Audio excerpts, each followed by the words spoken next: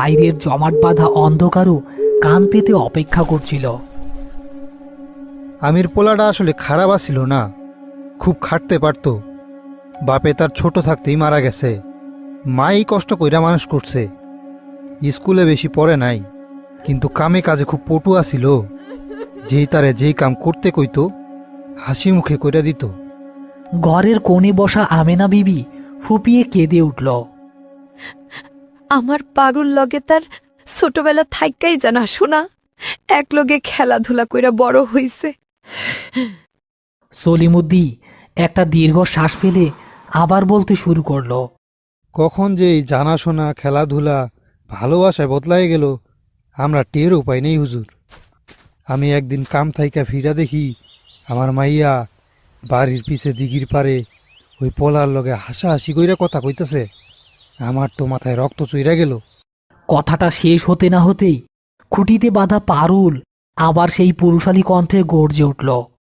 মিছা কথা, সব মিছা কথা। আমরা কোনো খারাপ কাজ করি নাই।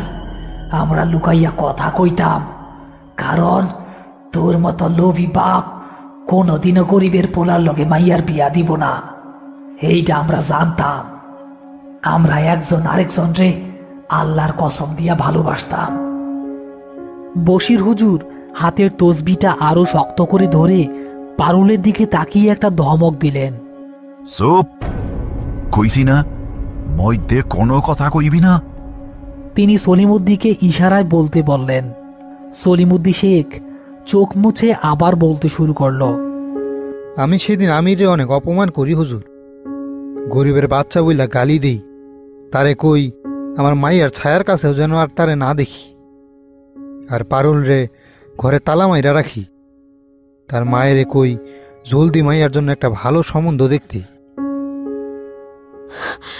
আমি তো আপনারে কত বুঝাইলাম মাইয়ার বাপ। আমি কইলাম পোলাটা ভালো, কামাই রোজগার কম হইল, আমার মাইয়ারে সুখে রাখবো। পারুলো কান্নাকাতি কইরা কইল, মা আমি আমির রে ছাড়া আর কাউরে বিয়া করুম না। আমি সেই সব কথা কানে তুলি নাই হুজুর। আমার এক কথা, শহরে বড় ঘরে বিয়া দিমু, আমার মাইয়া রানীর মতো থাকবো। সম্বন্ধ একটা আইসা পড়ল, শহরের বড় দোকানদার, অনেক টাকা পয়সা। আমি কথা পাকা কইরা ফেলাইলাম। পারুল 3 দিন কিচ্ছু খায় নাই, খালি কাঁদছে। কিন্তু আমি পাষাণের মতো বইসা রইলাম। ভাবলাম বিয়া হইয়া গেলে সব ঠিক হয়ে যাইব। এ পর্যন্ত বলে সলিমুদ্দি একটু থামল। তার গলাটা ধরে এসেছে।